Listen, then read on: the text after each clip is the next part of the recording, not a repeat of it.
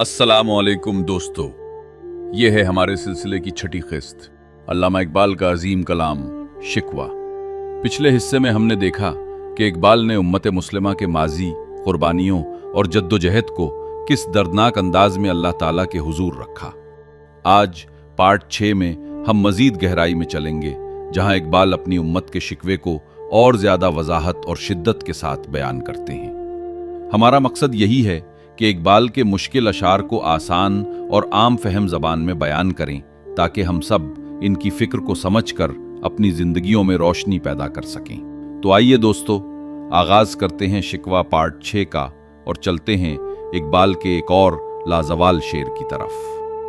महफिल कौन व मका में सहर व शाम फिरे, मैं तौहीद को लेकर सिफत जाम फिरे। ज़मान व मकान की महफिल में सुबह शाम हम घूमते रहे, तौहीद की शराब को जाम की तरह उठाए फिरते रहे। इस शेर में अल्लामा इकबाल फरमाते हैं कि मुसलमान जहां भी जाते तौहीद का पैगाम उनके साथ होता। जैसे शराब पीने वाला जाम को हमेशा साथ रखता है, वैसे ही मुसलमान तौहीद को अपनी जान का हिस्सा बनाकर पूरी दुनिया में फैलाने निकलते। उनकी जिंदगियां अल्लाह के पैगाम को आम करने के लिए वक्फ थीं। अगला शेर। को में दश्त में लेकर तेरा पैगाम फिरे, और मालूम है तुझको कभी नाकाम फिरे। पहाड़ों में बयाबानों में तेरा पैगाम लेकर फिरे, और ए खुदा तू जानता है कि हम कभी नाकाम नहीं लौटे। इस शेर में अल्लामा इकबाल फरमाते हैं कि मुसलमानों ने अल्लाह का पैगाम दूर दराज पहाड़ों और सहराओं तक पहुंचाया।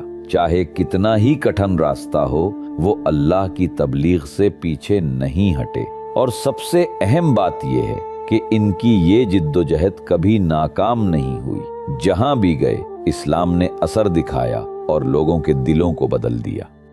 अगला शेर। दश्त तो दश्त हैं, दरिया भी न छोड़े हमने, बहरे जुलुमात में दौड़ा दिए घोड़े हमने। सहरा तो सहरा थे, समंदर भी हमने खाली न छोड़े, अंधेरों के समंदरों में भी हमने घोड़े दौड़ा दिए। इस शेर में अल्लामा इकबाल फरमाते हैं कि मुसलमानों ने न सिर्फ खुश्की पर बल्कि समंदरों के रास्ते भी इस्लाम का पैगाम फैलाया।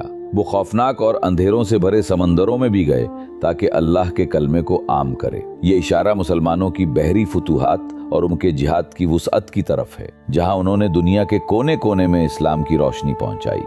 अगला शेर। सफ़ाए दहर से बातिल को मिटाया हमने, नौए इंसान को गुलामी से छुड़ाया हमने। हमने ज़माने के सफ़े से बातिल को मिटा डाला और नौए इंसानी को गुलामी की जंजीरों से आज़ाद कराया। इस शेर में अल्लामा इकबाल फरमाते हैं कि मुसलमान वो थे जिन्होंने दुनिया से झूठ, शिर्क और बातिल निज़ामों को ख़त्म किया। उन्होंने इंसानों को जालिम बादशाहों, जाबरों और फरसूदा रस्म व रिवाज की गुलामी से निजात दिलाई। इस्लाम ने इंसान को एक नए शऊर के साथ आज़ादी दी। अकीदे की आज़ादी, इंसाफ की आज़ादी और इज्जत की आज़ादी। गोया कि उम्मत मुस्लिमा इंसानियत के निजात दहिंदा के तौर पर उभरी। अगला शेर। तेरे काबे को जबीनों से बसाया हमने, तेरे कुरान को सीनों से लगाया हमने।